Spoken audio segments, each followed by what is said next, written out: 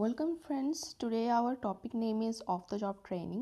This is basically हम लोग का जो सेकंड पार्ट है।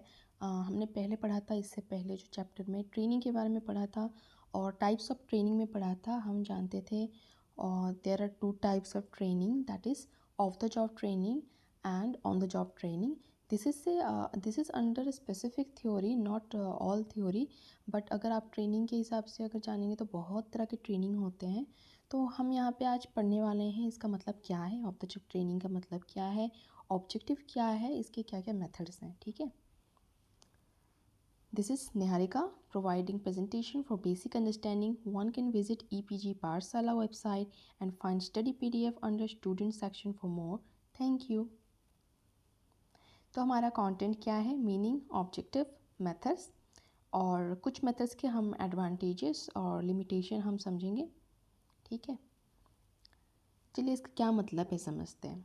अगर वोकली आपको कोई पूछ रहा है कि मतलब ऑफ द जॉब ट्रेनिंग का क्या मतलब है, तो आप उनको शॉर्ट में ये बता सकते हैं कि working in a place away from regular job location.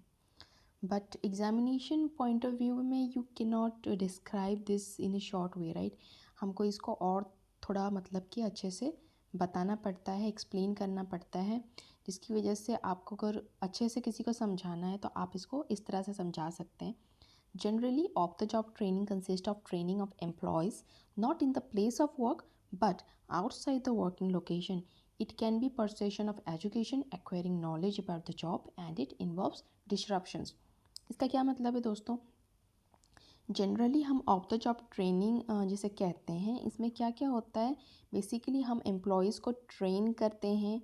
जो न्यू एम्प्लॉयज़ हो सकते हैं या ओल्ड एम्प्लॉयज़ हो सकते हैं, हम उनको ट्रेन करते हैं. बट ऐसे प्लेस में ट्रेन नहीं करते जो एक्चुअल वर्क प्लेस होगा, जहाँ पे आप एक्चुअली जाके वर्क करने वाले हो. वहाँ पे आपको ये ट्रेनिंग नहीं मिल रही है, बल्कि कोई दूसरे लोकेशन पे आपको ये ट्रेनिंग जो है मिलेगी. इन केस आपको हो सकता है कोई क्लासरूम ट्रेनिंग हो सकता है, आपको थ्योरेटिकल बेसिस हो सकता है, या फिर आपको लाइवली कोई मशीनरीज आपके सामने रखा जाएगा और आपको बताया जाएगा कि एक्चुअली आपको इसको कैसे वर्कआउट करना है. तो ये थ्योरेटिकल भी होता है एंड प्रैक्टिकल वे पे भी होता है. ठीक है. फिर क्या होता है, ये एजुकेशन आपको इधर आपको एजुकेटेड किया जाएगा. आपको नोट्स लिखना रहेगा या आपको याद करना रहेगा कुछ चीज़ें, या फिर आपको नॉर्मली जाके प्रैक्टिस करनी रहेगी कि आपको प्रोसीजर क्या है, क्या के बाद आपको क्या चीज़ करना है और कहाँ पे क्या करना है. तो ये बेसिकली आपको नॉलेज एक्वायर करना रहता है कि आपको जॉब कैसे करना है. ठीक है. और वहाँ पे यहाँ पे क्या होता है, ट्रेनिंग के ड्यूरेशन में आपको डिसरप्शन होते रहते हैं. बीच बीच में आपको कोई ना कोई डिस्टर्ब कर सकते हैं आपका अदर जो पर्सन जो ट्रेनिंग है. यहाँ पे 2 पर्सन रहते हैं, जैसे ट्रेनर एंड ट्रेनिंग. तो basically trainees are those who is going to be trained by the trainer. Okay. तो ट्रेनर या कोच या जो भी पर्सन है जिसके पास ऑलरेडी वो स्किल है या उसको पता है कि आपको किस चीज़ की ज़रूरत है, कौन सी नॉलेजेस की ज़रूरत है, वो आपको प्रोवाइड किया जाता है उसके थ्रू. ठीक है. तो यहाँ पे ऑब्जेक्टिव देख लेते हैं. To provide job related knowledge to the workers. इसका यही ऑब्जेक्टिव है, आपको जॉब रिलेटेड नॉलेज मिलेगा. क्या क्या चैलेंजेस आपको आने वाले हैं आपको काम करते टाइम, वो सब आपको जानने मिलेगा. ठीक है. और इससे क्या होता है, वर्कर्स जो भी हैं उनका एटीट्यूड चेंज होता है towards their coworkers, supervisor and organisation. ठीक है. तो उनके साथ जो लोग काम कर रहे हैं, प्लस जो उनके हायर पोजीशन में है, या फिर ऑर्गेनाइजेशन के तरफ से जो भी एटीट्यूड उनका, अगर कोई गलत एटीट्यूड होगा कुछ चीज़ों में तो वो चीज़ में सुधार लाता है. अब ये ज़रूरी नहीं है गलत एटीट्यूड हो, ऐसा कोई एटीट्यूड नहीं होना चाहिए जो अनप्रोफेशनल हो, या फिर ऐसा कोई एटीट्यूड नहीं होना चाहिए जो आपको मतलब कि पता नहीं हो कि वर्क रिलेटेड अनरिलेटेड थिंग्स नहीं होना चाहिए. ठीक है. और बहुत सारे ऐसे एटीट्यूड होते हैं जो आपको मतलब कि चेंज करना रहता है ताकि आप वर्क एनवायरनमेंट में अपने आप को मतलब अडाप्ट कर सको. ठीक है. अब हम जानेंगे क्या क्या मेथड्स हैं. बेसिकली मैंने यहाँ पे 12 मेथड्स के बारे में हमने यहाँ पे डिस्कस किया हुआ है, आप देख लीजिए. आप चाहें तो इसको पॉज करके आप इसको नोट आउट कर सकते हैं. The lecture method, the group discussion method, the case study method, role play, seminar training, in-basket technique method, field visit, sensitivity training, brainstorming, the simulation, business game, vestibule training. ठीक है। अब देखते हैं the lecture method क्या है। दोस्तों ये of the job training जो है ये बहुत बड़ा चैप्टर है, but I have tried my best to minimise this content within limits. मैं आपको कम टाइम में इसको समझाने की कोशिश कर रही हूँ, ठीक है। तो इसीलिए मैंने ज़्यादा से ज़्यादा इसमें जो है रिटर्न में मैंने बहुत सारा कंटेंट डाला है, ठीक है। तो बाकी आपको डिस्क्राइब करने में ईजी हो जाएगा जो भी आप पढ़ रहे हैं उससे, ठीक है। It is a one way communication method. तो वन वे और two way communication, two are different thing. One way communication method में क्या हो गया, एक पर्सन आपको कम्युनिकेट कर रहा है और वो है ट्रेनर। जो ट्रेनर है वही आपको जो कुछ बोलना है वो बोलेगा, और during that period when he is providing training you can not speak up, you can not ask anything, okay. But there will be some rule, कुछ रूल्स रहेंगे कि आपको after the lecture you can ask something. आपको lecture ख़त्म होने के बाद आप कुछ पूछ सकते हैं, और आपको कोई डाउट क्लियर करना है आप उसके बारे में डिस्कस कर सकते हैं। कुछ कुछ रूल्स रहते हैं दोस्तों। लेकिन during the meeting, during the conference और training which is going to be provided by you, उस टाइम वन वे कम्युनिकेशन रहेगा। मतलब only trainer will be communicating and the other will be trainees will listen, observe and note out the things which they want to note in order for them to work, okay, in future environment, working environment. So basically यहाँ पे और क्या होता है, lecture will be delivered in a formal venue और online medium. ये आपको जो भी लेक्चर आपको मिलने वाला है वो ऑनलाइन मीडियम में हो सकता है, या फिर कोई फॉर्मल वेन्यू एक जगह होगा, वहाँ पे आपको एक क्लासरूम ट्रेनिंग के हिसाब से वहाँ पे आपको इनवाइट किया जाएगा और वहाँ पे आपको लेक्चर मिलेगा। लेक्चर मीन्स ऑब्वियसली लेक्चरर कैसे आपको ट्यूट करते हैं on your classrooms. So basically this name is the lecture method, okay.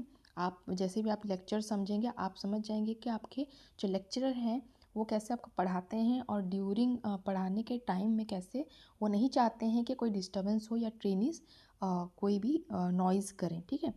तो बेसिकली वो चाहते हैं कि डिसिप्लिन रहे क्लास में। तो आप यहाँ से समझ जाएंगे क्या one way communication method is going on, okay.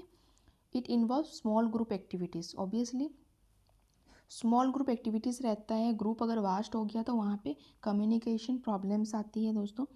और ये बेसिकली 50 से 60 पर्सन हो सकते हैं क्लासरूम में, ठीक है। Group discussion and reading assignment, आपको ग्रुप डिस्कशन हो सकता है, आपको असाइनमेंट रीड करना पड़ता है। Instructor will prepare and deliver lecture and he और she must need to have the skill set required. तो इंस्ट्रक्टर या ट्रेनर उसके पास ऑलरेडी वो स्किल होना ज़रूरी है, नहीं तो वो आपको अच्छे से ट्रेन नहीं कर सकता। उसको नहीं पता चलेगा कि आपको एक्चुअली किस तरह से ट्रेनिंग या कौन सी नॉलेज की ज़रूरत पड़ेगी आपके फ्यूचर में, ठीक है। तो इसके लिए क्या होता है, इंस्ट्रक्टर को पहले इस चीज़ का एक्सपीरियंस होना ज़रूरी होता है, पहले से वो एक्सपर्ट होता है और उसको पता रहता है कि आपको कौन सी नॉलेज प्रोवाइड करनी है। There will be certain ground rules like what gadgets you can bring in classrooms, okay. आपको कौन कौन से गैजेट्स अलाउ हैं, आपको फ़ोन अलाउ है या नहीं, आप ब्लूटूथ अलाउंस है या नहीं, जैसे आपके क्लासरूम में होता है एग्जैक्टली वैसे ही।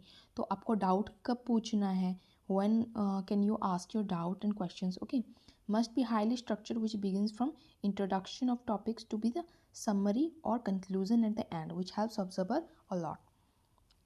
दिन आता है the group discussion method. As is name suggest, हम ऑब्जर्व कर सकते हैं इसका नेम के हिसाब से क्या है, ग्रुप डिस्कशन मतलब ऑब्वियसली ग्रुप रहेगा और उनके अंदर डिस्कशन होगा। अब इसमें डिफरेंस क्या है, लेक्चर मेथड में भी तो एक स्मॉल ग्रुप रहता है और यहाँ पे भी एक स्मॉल ग्रुप है, तो इसमें डिफरेंस क्या है दोस्तों। डिफरेंस ये है कि लेक्चर में only it is a one way communication, only lecturer will communicate, okay, and trainees will be silent, okay. But यहाँ पे क्या होता है, it is A to way communication method, ठीक है। ग्रुप डिस्कशन मेथड में याद रखिए टू वे कम्युनिकेशन मेथड, यहाँ पे ट्रेनी भी बीच में इन्वॉल्व होते हैं। सिर्फ ट्रेनर ही ट्रेन नहीं करता, बल्कि अगर ट्रेनर बीच में कोई मिस्टेक करता है या कुछ करता है तो यहाँ पे क्या होता है, ट्रेनी जो है वो बीच बीच में क्वेश्चन कर सकते हैं या फिर उसको सुधार सकते हैं, ठीक है। और यहाँ पे ग्रुप डिस्कशन मेथड इसीलिए ज़रूरी है क्योंकि ग्रुप डिस्कशन स्पेशली क्या होता है, ये जो मेथड है ये 20 to 30 मिनट्स में लेक्चर ख़त्म हो जाता है। तो आप समझ सकते हैं दोस्तों कि 20-30 मिनट में आपको जो जानकारी मिलेगी तो उस जानकारी को हर किसी के लिए हर कुछ पॉइंट आउट करना थोड़ा मुश्किल हो सकता है। तो क्या होता है, क्वेश्चन एक्चुअली निकलते हैं एक पर्सन किसी ना किसी स्टूडेंट ट्रेनिंग्स के अंदर कोई क्वेश्चन निकल सकते हैं। तो यहाँ पे क्या होता है, इतने कम टाइम में तो ट्रेनर सबको एक एक करके का गाइड नहीं कर सकता, आंसर नहीं कर सकता। तो यहाँ पे ग्रुप डिस्कशन होता है, मतलब कि हमारे जो कोवर्कर्स हैं या ट्रेनीज़ हैं उनके अंदर डिस्कशन होता है, उनके अंदर जो भी क्वेश्चन होता है क्या करता है सामने वाला कोई और ट्रेनी जो है वो उसको आंसर कर देता है और उनके अंदर वो सॉर्ट आउट हो जाता है, ठीक है। तो यहाँ पे बहुत सारे जो चैलेंजेस हैं जो कॉरपोरेट फील्ड में आपको फेस करने पड़ सकते हैं जब आप वर्क करने वाले हैं, वो सब चीज़ें भी यहाँ पे डिस्कस होते हैं, ठीक है। और सारे जो ट्रेनिंग्स हैं वो अपने आप में जो जो भी डिस्कस करेंगे उसके बारे में जो है ट्रेनर को भी जानकारी रहती है। ट्रेनर को पता चलता है कि जो ट्रेनी है, हो सकता है कोई एक ट्रेनी समझ नहीं पाया तो उसको बेफिक्र कैसे होना है ट्रेनर को, उसको तब रियलाइज़ होगा कि मतलब जो ट्रेनी है वो अपने अंदर उस चीज़ को सॉर्ट आउट कर सकते हैं जब वो सुनेगा कि कोई और ट्रेनी है या कोई थर्ड या फोर्थ ट्रेनी है जिसको अच्छे से हर जानकारी मिल चुकी है और वो गाइड करेगा अपने कोवर्कर्स को, ठीक है। तो वो भी ऑब्ज़र्व करता है, सुनता है कि जो ट्रेनीज़ हैं वो अपने अंदर क्या ग्रुप डिस्कशन कर रहे हैं और क्या चीज़ का वो क्या आंसर निकाल रहे हैं, ठीक है।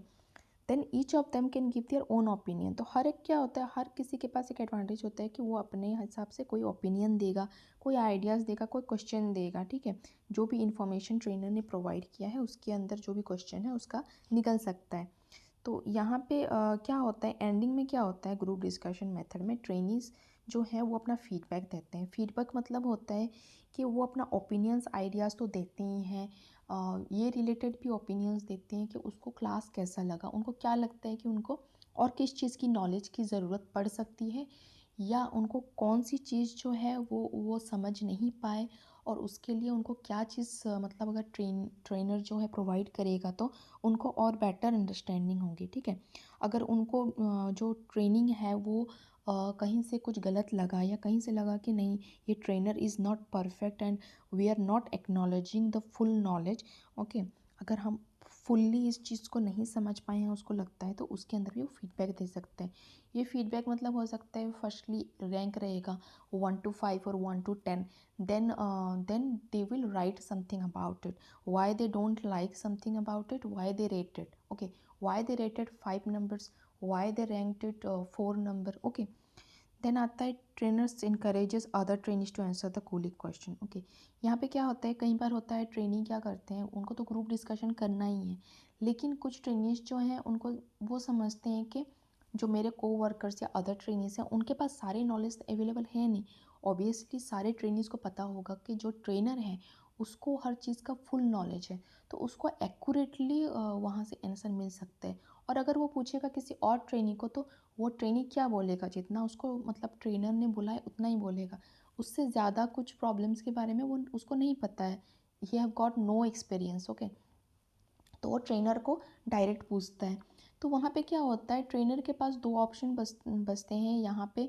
पहला तो है, पहले वो क्या करता है, first step is for trainer is to ask any other trainee, any other colleague of that trainee who have been asking this question, okay। तो वो क्या करता है, पहले किसी और ट्रेनी को उसके सामने पूछता है और देखता है कि वो दूसरा ट्रेनी जो है वो क्या आंसर देता है, उसको क्या लगता है, वो अपने गेसिंग हो, अपना ब्रेनस्टॉर्मिंग हो, कुछ भी करके वो कोशिश करेगा आंसर देने की, ठीक है। और अगर ट्रेनर को लगता है कि नहीं that answer is enough for the trainee to know and understand what he is asking, okay, अगर वो आंसर इनफ है तो ओके। बट अगर ट्रेनर को लगता है कि नहीं that answer is not enough, और लेकिन मतलब ऐसा भी हो सकता है कि वो आंसर या तो इनफ नहीं है या फिर उस आंसर में कुछ गड़बड़ी है, या फिर उसको लगता है कि अगर ट्रेनर नहीं बोलेगा तो ये लोग नहीं समझ पाएंगे, तो वहाँ पे क्या करता है, सेकंड स्टेप में, अगर फर्स्ट स्टेप में वो क्लियर नहीं होता है तो सेकंड स्टेप में ट्रेनर जो है खुद उस क्वेश्चन का आंसर देता है, ठीक है। अब लिमिटेशन क्या है ग्रुप डिस्कशन मेथड में, ऑब्वियसली दो तरह के मैंने यहाँ पे मेंशन किया है, बाकी आप अपने हिसाब से रिसर्च करके पता लगा सकते हैं। तो यहाँ पे this method can only be applied for few participants are there. तो यहाँ पे ये मेथड तभी अप्लाई हो सकता है जहाँ पे फ्यू पार्टिसिपेंट्स हैं। अगर लार्ज पार्टिसिपेंट्स हैं, अगर ज़्यादा पार्टिसिपेंट्स हैं तो it can not be maintain, because पहले तो ये 20 to 30 मिनट्स में ख़त्म होता है। सेकेंडली आप इतने सारे पार्टिसिपेंट्स को हैंडल करना एक ट्रेनर के लिए इट्स नॉट सुइटेबल, ठीक है। Then under technical critical problems issue discussion will not get any results. Okay, अगर कोई टेक्निकल इशू है, suppose electricity problem, suppose wiring problem, suppose आपका मशीनरी का मेंटेनेंस, ऑयलिंग और any lack of resources. Okay, तो आपको ये सब चीज़ें कब पता चलेगी? जब आप टेक्निकल इश्यूज़ को देख रहे हो। तो इससे क्या होता है, आप ग्रुप में डिस्कस करोगे तो आपको इशू पता चल जाएगा? नहीं पता चलेगा।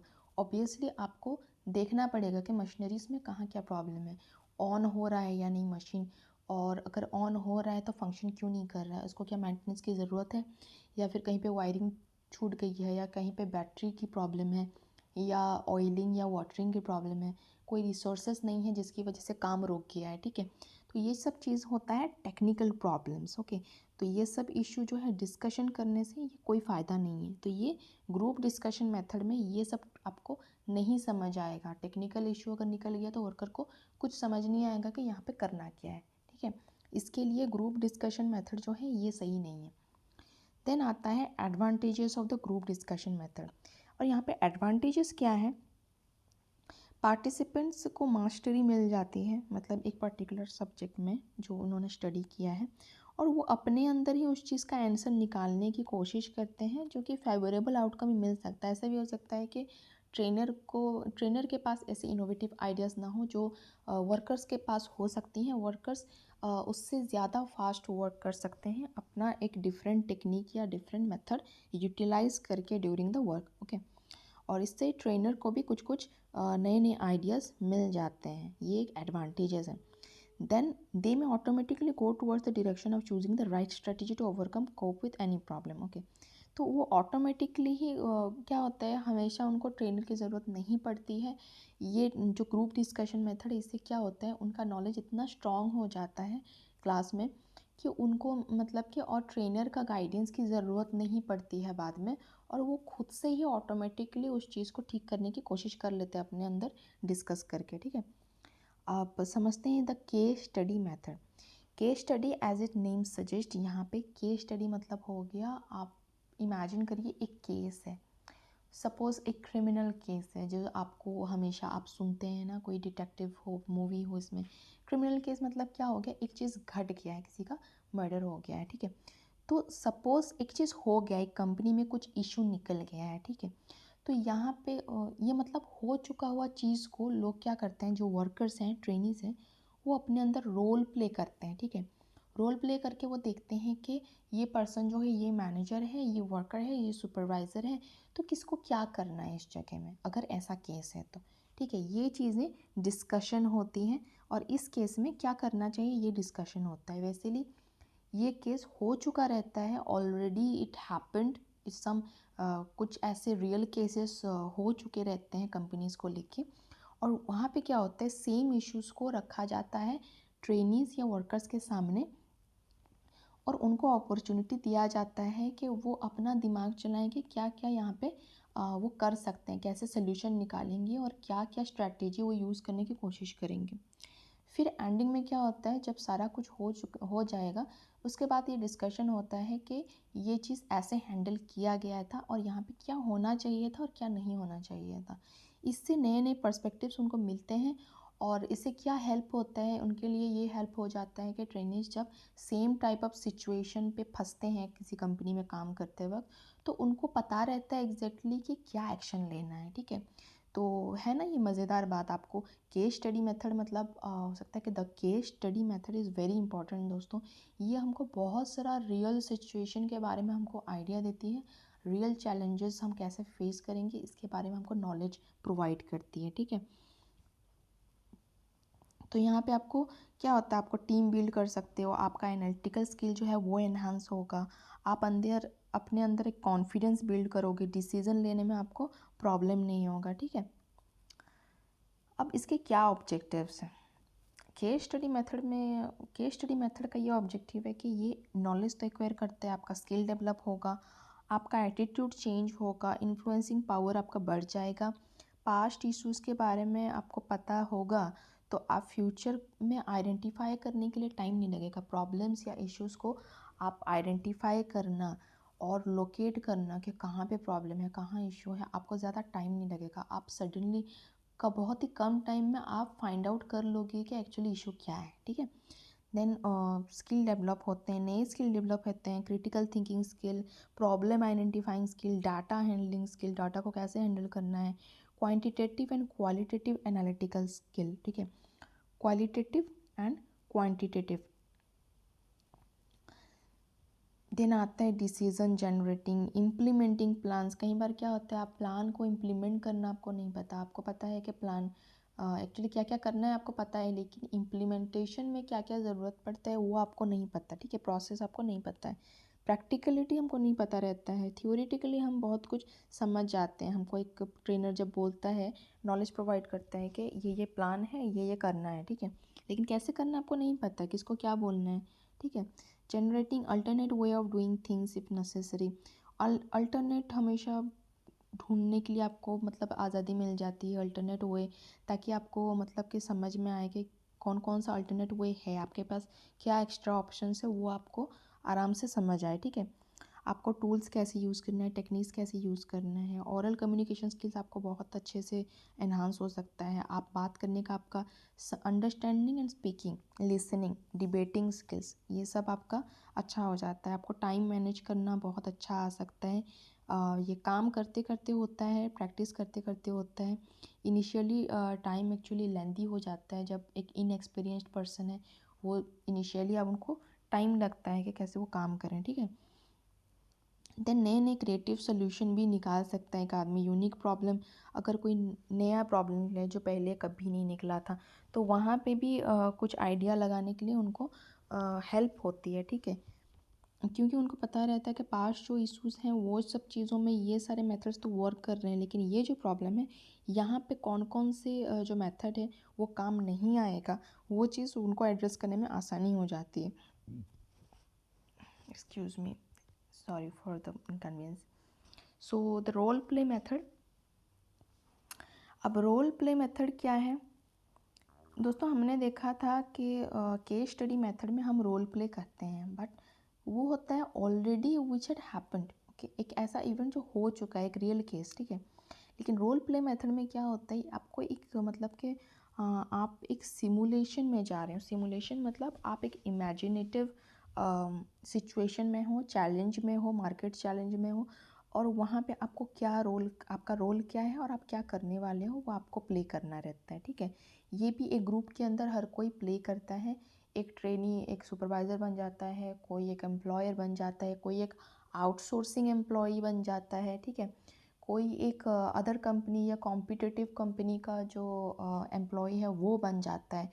तो उनके अंदर जो डिबेटिंग होता है, जो भी एनालाइज वो करते हैं कि कॉम्पिटिटर्स का क्या क्या वीकनेस है, या वो लोग कैसे एक बिजनेस को स्टैंड बाय कर रहे हैं, कैसे वो कम्पीट कर रहे हैं, इस सब चीज़ों का आइडिया होने लगता है रोल प्ले मेथड में। इसको मैंने शॉर्ट में डाला है, इसमें ज़्यादा मैंने कुछ मुझे मिला नहीं, पर आप इसको और ज़्यादा एनहांस कर सकते हैं अगर आप सर्च आउट करोगे जो रियल एग्जांपल है रोल प्ले मेथड का, उसको अगर आप देखते हो तो, ठीक है। देन इसका एडवांटेजेस क्या है, enable learner to discuss private issues. यहाँ पे क्या होता है, प्राइवेट इश्यूज़ भी डिस्कस होते हैं, क्योंकि private issues are also the part of employ work life situation. what is work life situation? It is basically about two worlds. One world is their professional and one is their personal home situation, okay। तो आपका business world और आपका personal world, personal and professional life must be separated from each other, okay.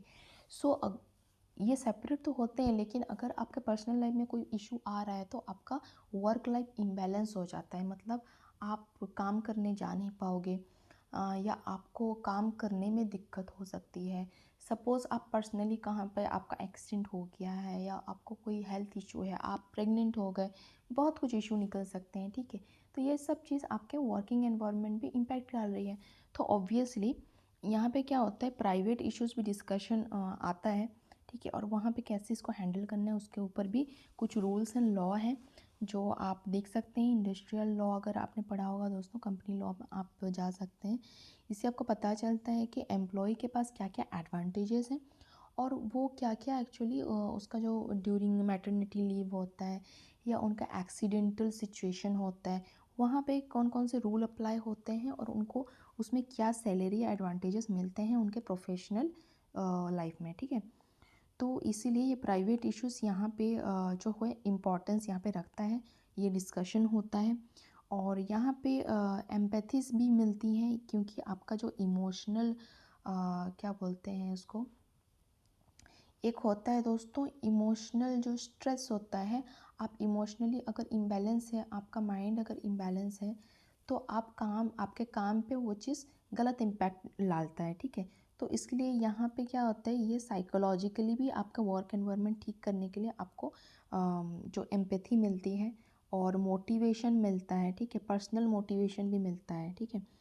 तो उनको एक तरह के milestone आपको दिखाई देगा, आपको दिखाएंगे कि आप अगर ये ऑब्जेक्टिव फुलफ़िल करते हैं, आप इतने माइलस्टोन में अगर पहुंच जा रहे हैं, या आप इतने सेल्स कर देते हैं इस कंपनी में, तो आपको प्रमोशन मिलेगा और आपको बस इतना ही करना बाकी है, या आप अगर इतना कर देते हैं तो आपको इतना बेनिफिट मिलेगा, ठीक है। तो ये टाइप ऑफ मोटिवेशन होता है जो आपको रोल प्ले मेथड में आपको बताया जाता है। फिर सोशल प्रॉब्लम्स भी डिस्कशन होते हैं। Social problem, corporate social responsibility, एक CSR आपको तो पता होगा, ठीक है। तो social problem is also important. So यहाँ पे हर चीज़ की जो है इम्पोर्टेंस दिया जाता है, ग्रुप डिस्कशन किया जाता है, फॉर्मल हो इनफॉर्मल हो बोथ किया जाता है, ठीक है। इमोशनल रिस्पॉन्सेस को भी एम्फासाइज मतलब इम्पोर्टेंस दिया जाता है। रैपिड फीडबैक जो होता है, both the side of facilitator मतलब ट्रेनर और जो लर्नर है, दोनों का फीडबैक लिया जाता है, ठीक है। ट्रेनर का फीडबैक लिया जाता है कि उसको कैसा लग रहा है, ट्रेनिस लर्नर कैसे लर्न कर रहे हैं, उनको सही लग रहा है कि नहीं लग रहा है, ठीक है। लर्नर ये एक्सपेक्ट कर रहे हैं कि ट्रेनर सही हमको ट्रेनिंग दे रहे हैं कि नहीं दे रहे हैं। तो दोनों का फीडबैक जो है यहाँ पे मायने रखता है। फिर यहाँ पे ट्रेनिंग और रियल लाइफ सिचुएशन, मतलब आपका ट्रेनिंग जो है वो ऑफ द जॉब ट्रेनिंग है, रियलिटी में आप मतलब काम नहीं कर रहे हैं। तो आपका ट्रेनिंग और आपका एक्चुअल जो वर्किंग एनवायरनमेंट है, उसके अंदर जो भी गैप है, जो चीज़ आपको ब्लॉकेजेस पैदा करे, वो सब कुछ धीरे धीरे यहाँ पे रिमूव हो जाते हैं, क्योंकि आप एक्चुअल रोल प्ले कर रहे हैं, ठीक है।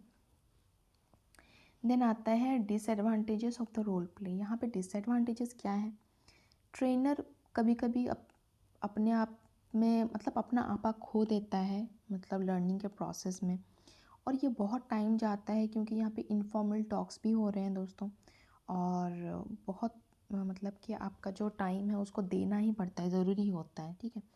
और यहाँ पे रिसोर्सेज क्या हैं, लोग और special items, okay. It depends on the quality of facilitator and learner.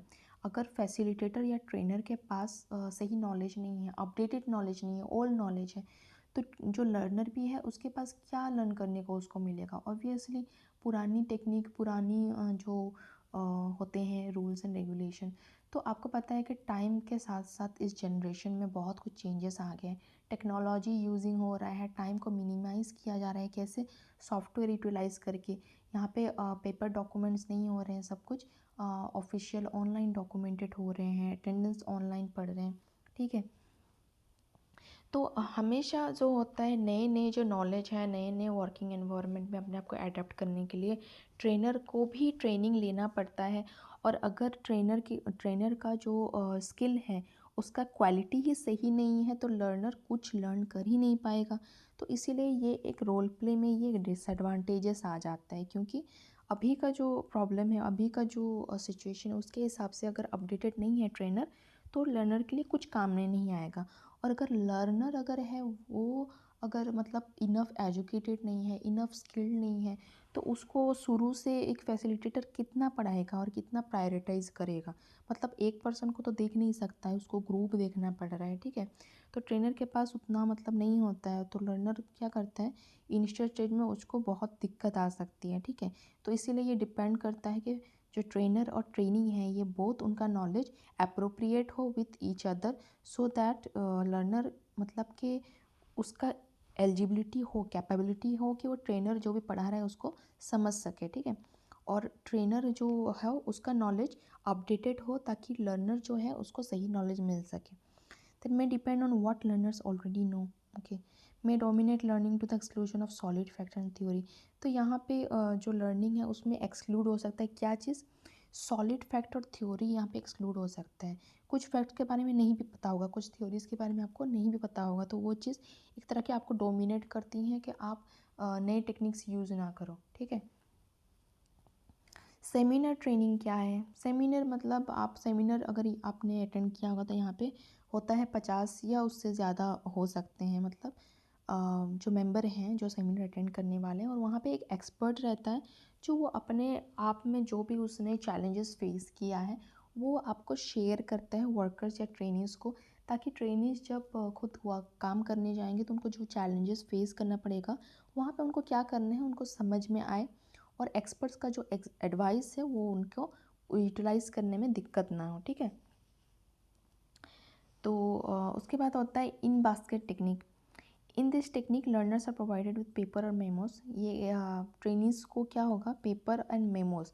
Usually आपने देखा होगा, आप कोई जा रहे हैं कहीं पे कॉन्फ्रेंस में, सेमिनार हॉल में जा रहे हैं, आप एक मीटिंग अटेंड कर रहे हैं, आपको एक पेपर और पेन दिया जा सकता है, या फिर एक छोटा सा कॉपी जो कि बहुत पतला रहता है, वो छोटा सा आपको डायरी की तरह एक कॉपी एंड एक पेन आपको फ्री में मिलता है। आप उसको लेके रूम में एंटर करते हैं। ड्यूरिंग द होल ट्रेनिंग आपको जो चीज़ लगता है कि ये चीज़ हमको प्रिंट आउट करना है, जो भी इसमें मतलब आपका इम्पॉर्टेंट पॉइंट है उसको आप नोट करें, और जो भी प्रॉब्लम आपको लगता है उस चीज़ को नोट करें। और आप अगर बिजनेस एनालिस्ट हैं या सेल्स मैनेजर हैं, कोई भी एक पर्टिकुलर आपको रोल मिलेगा, और ऐसे में आप उस कॉपी में क्या लिखेंगे, आप उस पेपर या कॉपी में आप लिखेंगे कि आप एज ए बिजनेस एनालिस्ट क्या कर सकते हैं, वहाँ पे ऐसे प्रॉब्लम में आप क्या करने वाले हैं, ठीक है। और उसको क्या करेंगे, एंडिंग में जब आप रूम को लीव करेंगे तो बाहर आपका एक बास्केट रखा जाएगा। वो हो सकता है कोई पेपर, मतलब कार्टून टाइप एक बड़ा सा बॉक्स हो सकता है, या फिर एक बड़ा सा ट्रे हो सकता है, ठीक है। और उस ट्रे में जो है आपको अपना कॉपी डाल देना है, या उस बास्केट में अपना आपको जो आपने जो भी लिखा है, आपका जो रोल आपने लिखा है क्या आप करेंगे बोल के, वो सब आपको वहाँ पे डाल देना है, ठीक है। तो ये जो होता है ये बेसिकली 2 to 4 आवर्स होता है, 2 से 4 घंटे में आपको रेस्पॉन्ड जो है देना ज़रूरी होता है। यहाँ पे ट्रेनर फीडबैक देता है और ट्रेनिस को डिस्कवर करने में, सोल्यूशन डिस्कवर करने में हेल्प करता है, कैसे, वो एक्सप्रेस करके, ठीक है, सिचुएशन को। Field visit. अब दोस्तों मैं बताऊं कि मैं अपने एजुकेशन लाइफ में मैं सिर्फ एक ही फील्ड विज़िट गई हूँ, और उसके हिसाब से मैं आपको कुछ कुछ बता सकती हूँ। तो फील्ड विज़िट क्या होता है, यहाँ पे जो भी आप ऑर्गेनाइजेशन में आप काम कर रहे हैं, ठीक है, तो वो ऑर्गेनाइजेशन हो सकता है नॉन प्रॉफिट ऑर्गेनाइजेशन हो, एनजीओ हो, या कोई भी हो सकता है। सपोज़ आप एक एनजीओ के लिए काम कर रहे हैं, एक रूरल डेवलपमेंट ऑर्गेनाइजेशन के लिए काम कर रहे हैं। रूरल डेवलपमेंट मतलब आप विलेज लाइफ को डेवलपमेंट के लिए आप सपोर्टर बनना चाहते हैं, ठीक है। तो वहाँ पे आपको फील्ड विजिट करना पड़ता है, मतलब जो एक्चुअल अंडर डेवलप्ड जो रूरल एरिया है, आप वहाँ पे प्रैक्टिकली विजिट करते हैं with your group of workers और ट्रेनीज़। और वहाँ पे आप जो क्या करते हैं, सर्वे करते हैं। सर्वे मतलब आप अपना पर्सनल सर्वे करते हैं। आप देखते हैं कि वहाँ पे इलेक्ट्रिसिटी है या नहीं, वाटर चैनल्स है या नहीं, कितना से कितना उनको वाटर चैनल्स मिल रहा है, वहाँ पे मंथली सैलरी उनका क्या है, उनका जो कैपेसिटी क्या है, मतलब इकोनॉमिकली वो कितना उनका डेली रिक्वायरमेंट परचेज़ करते हैं, ग्रॉसरी से हो गया या कोई चीज़ से हो गया। उससे क्या होगा, आप एनालाइज़ कर रहे हो, मार्केटिंग एनालाइज़ कर रहे हो कि कौन सा प्रोडक्ट यहाँ पे बिकेगा, कौन सा नहीं बिकेगा, और यहाँ पे किस तरह की डेवलपमेंट आप कर सकते हो, और कौन सी डेवलपमेंट होना ज़रूरी है, ठीक है।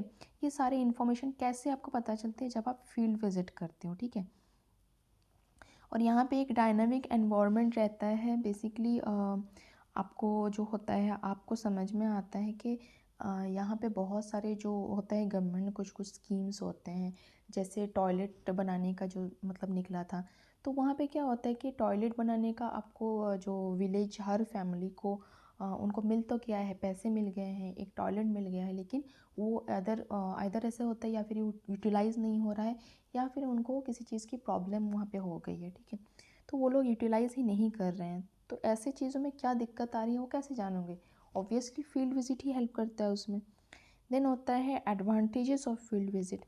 यहाँ पे एडवांटेजेस क्या हो सकते हैं, ये बेनिफिट करता है ऑर्गेनाइजेशन और और ट्रेनीज़ को भी हेल्प करता है, ऑर्गेनाइजेशन को बहुत मतलब बेनिफिट देता है ये जानने का कि रियल सिचुएशन क्या है, और एक ट्रस्ट बिल्ड होता है टीम मेंबर्स के अंदर, ठीक है। डिसएडवांटेजेस क्या होता है? Arrangement is not done properly, desired objective में नॉट बी अकम्प्लिश्ड, ओके। हो सकता है आपका अरेंजमेंट सही नहीं है। फील्ड विजिट बेसिकली आप कितना दूर जा रहे हैं वो डिपेंड करता है। बस में जा रहे हैं, उसका पे आउट कितना है, आप वहाँ पे आपका खाने का अरेंजमेंट है या नहीं, आपका रहने का अरेंजमेंट है या नहीं। सपोज़ वहाँ पे वाटर फैसिलिटी नहीं हो, जो भी आप रूरल एरिया में जा रहे हैं, हो सकता है वहाँ पे आपको पानी की सुविधा ना हो, तो आपको क्या, आपको कैरी करके जाना पड़ेगा आपको बस में। लेकिन ये सब चीज़ अगर आपका अरेंजमेंट सही नहीं है तो आपका फील्ड विजिट जो है वो इनकम्प्लीट रह जाएगा, और आपको हाफ काम करके वहाँ पे वापस आना पड़ेगा, क्योंकि आपको खाना खाना है, पानी लेना है, बहुत कुछ है, ठीक है। तो ये एक तो डिसएडवांटेजेस है फील्ड विजिट में। देन होता है second, dependence on host organisation external factors is high, weather problem में हैम्पर एवरीथिंग। आपका जो वेदर प्रॉब्लम है, हो सकता है रेनिंग हो या कोल्ड प्रॉब्लम है हो या अदर इश्यूज़ हो, या फिर यहाँ पे जो है एनवायरनमेंट सही नहीं है, ठीक है। तो बहुत कुछ है। अगर वेदर प्रॉब्लम है तो फील्ड विजिट का कुछ ही मायने नहीं रखेगा। आप रेनिंग टाइम में आप पेपर पेन लेके वहाँ पे क्या चीज़ का सर्वे करोगे, आप किसको पूछने जाओगे, वो दरवाज़ा खोलेगा कि नहीं खोलेगा, मतलब बहुत कुछ ऐसे इस तरह के इश्यूज रहते हैं। Then expensive time and cost of arrangement. आप फील्ड विजिट आप ऐसे ही नहीं कर रहे हो, आप जो अरेंजमेंट कर रहे हो उसका कुछ प्राइस लगता है, आपको खाना खरीदना है, आपको पानी खरीदना है, आपको जो ऐसे अरेंजमेंट करने हैं कि आपको तेल जो खर्च है, उनका ड्राइविंग खर्च है, भाड़ा है बस का, ऐसे बहुत सारी चीज़ आपको अरेंज करना पड़ता है। तो ये एक्सपेंसिव है, ऑब्वियसली एक्सपेंसिव भी है और टाइम भी बहुत जाता है इसमें, ठीक है।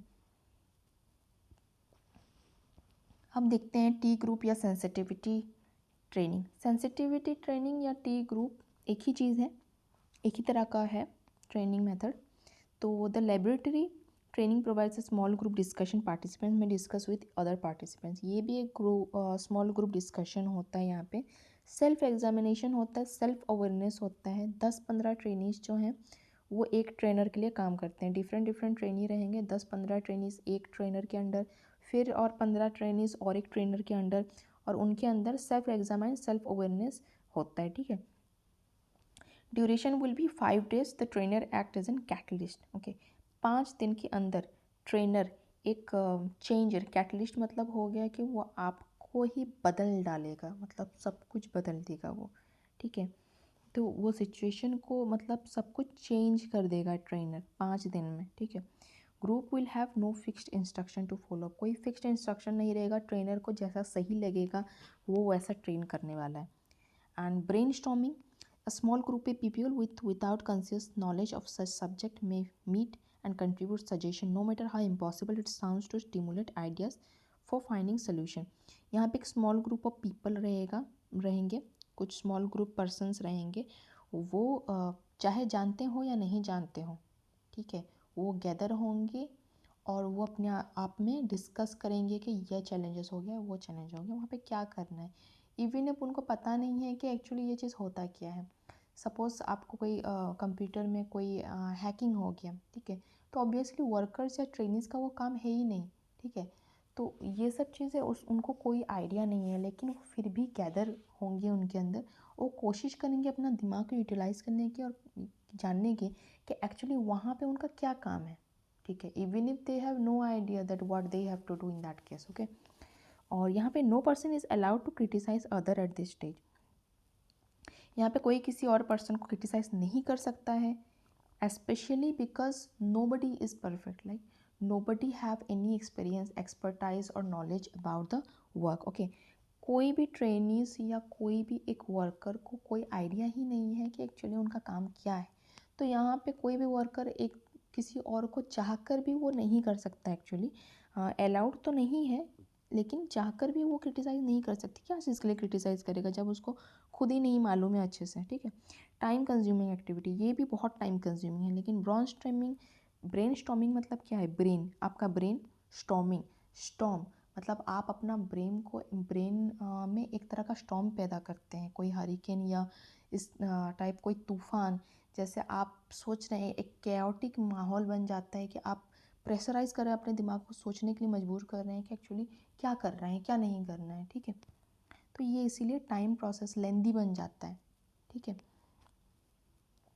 The simulation method, simulation here the lectures, discussion, debate and interaction are kept to a minimum. बहुत मिनिमम लेक्चर होगा, डिस्कशन होगा, डिबेट होगा, ठीक है, एक दो क्वेश्चन में ख़त्म हो जाएगा, ठीक है। इंटरेक्शन बहुत मिनिमल होगा। Trainees are given a task in real work environment, real work environment रहेगा, ट्रेनीज को एक टास्क दिया जाएगा और रियलिटी में उनको करना रहेगा, ठीक है। यहाँ पे डिसएडवांटेजेस क्या होगा, थियोरेटिकल नॉलेज ही उनके पास हो सकता है, नहीं भी हो सकता है, ठीक है। पार्टिसिपेंट्स के पास थ्योरेटिकल नॉलेज नहीं भी हो सकता है और उनको रियल वर्क सिचुएशन में उनको डायरेक्टली जो है उनको थ्रो किया जा रहा है, आप भाई काम करो, ये आपका काम की जगह है, ठीक है। This method is only useful where the participants are expected to handle machines and real equipments. जहाँ पे हम पार्टिसिपेंट्स को समझ लेते हैं कि पार्टिसिपेंट जो हैं वो एलिजिबल है, वो डायरेक्टली मशीनरी को हैंडल कर सकते हैं, उनको कोई ट्रेनिंग की ज़रूरत नहीं है, वहाँ पे the simulation method is being utilised, okay.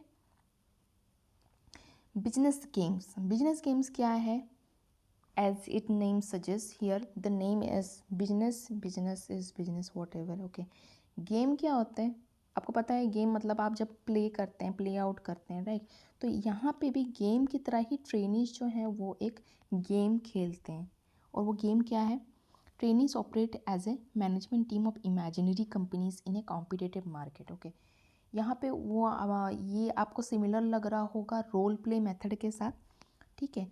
तो कुछ कुछ चीज़ें सिमिलर हैं, not all of the things are similar, only this line is similar, trainees operates as a management team. वो अपने आप को एक मैनेजमेंट टीम के हिसाब से इमेजिन करते हैं और वो अपने आप पर एक कॉम्पिटिटिव मार्केट में अपना टीम को जो रख देते हैं, किसको क्या करना है वो गेम प्ले करते हैं, ठीक है।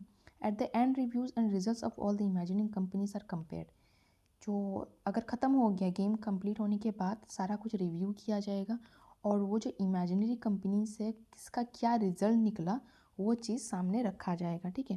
Trainees learn from both reviews and performance rating, तो यहाँ पे ट्रेनीज रिव्यू और परफॉर्मेंस रेटिंग दोनों से ही उनको सीखने मिल जाता है।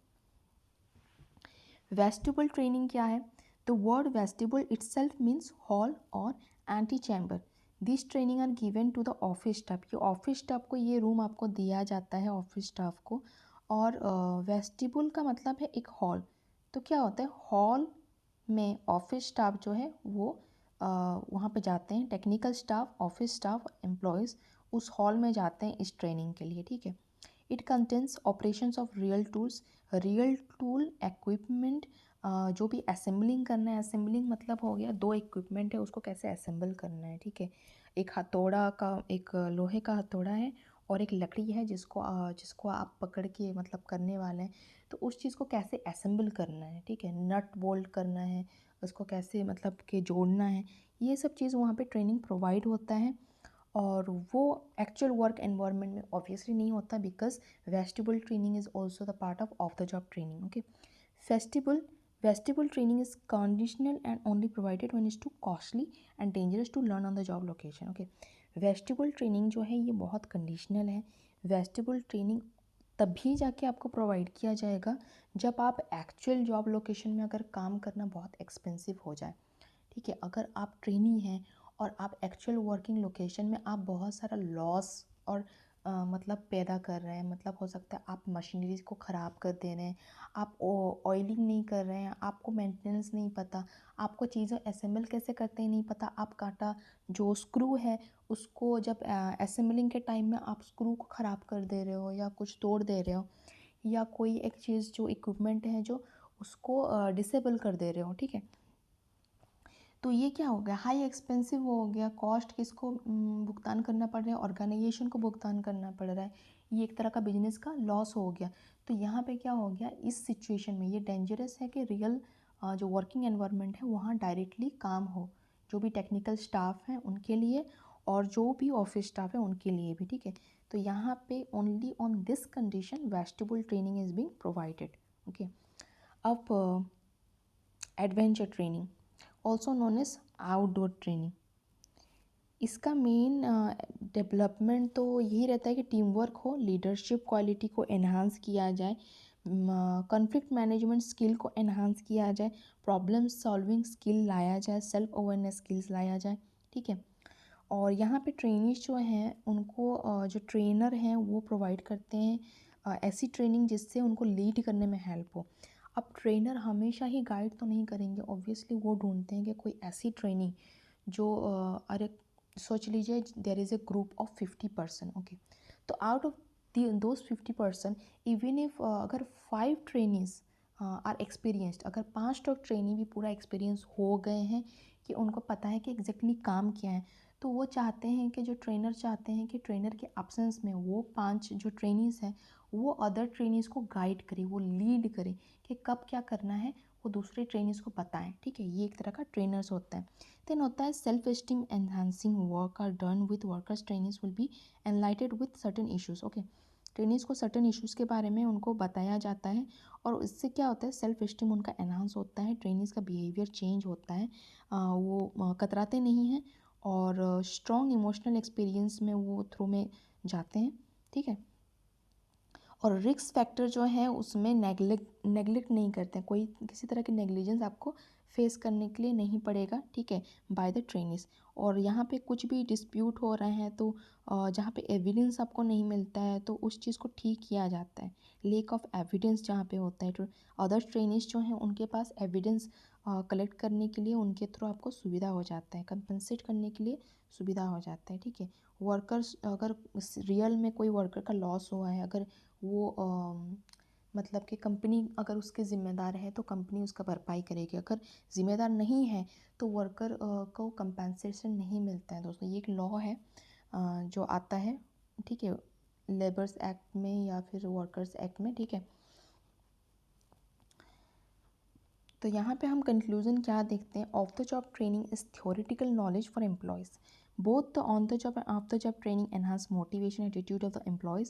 As far as we come into comparison, it's being proved that more than 70% of employees agree that on the job training is the suitable way to learn than off the job training. 70% employ यही कहते हैं कि on the job training is the best method, of the job training is very confusing and time consuming, okay. तो उनको लगता है कि on the job training is the fastest and better way of learning, okay. अब इसमें time consume होता है, expensive भी होता है, ट्रैवल एक्सपेंस इन्वॉल्व होता है, क्लाइमेट डिस्ट्रप्शन, क्लाइमेट प्रॉब्लम भी इन्वॉल्व होता है, लंच ब्रेक अच्छे से पोरली मेंटेन होते हैं, उनको अच्छे कैंटीन नहीं मिलते, खाना अच्छा नहीं मिलता, ठीक है। तो रियल वर्क एनवायरनमेंट में इसके चांसेस कम रहते हैं क्योंकि रियल वर्क एनवायरनमेंट में एज़ पर लॉ कैंटीन अच्छे कैंटीन की सुविधा होती है, फूडिंग, अच्छे bathroom, clean water, clean drinking water, okay, बहुत सारी ऐसी चीज़ें होती हैं, क्रैचेस अवेलेबल होते हैं। तो ये सब चीज़ें बहुत ज़रूरी होती हैं जो कि आपको जो ऑफ द जॉब ट्रेनिंग में वो आपको प्रोवाइड नहीं किया जाता है, ठीक है। इसीलिए on the job training is the best training method, it is being told by 70% of employees, okay। Thank you. आपको वीडियो पसंद आया तो प्लीज़ लाइक एंड सब्सक्राइब करना ना भूलें क्योंकि हम आगे भी ऐसे ही वीडियोस आपको पहुंचाते रहेंगे। पीस।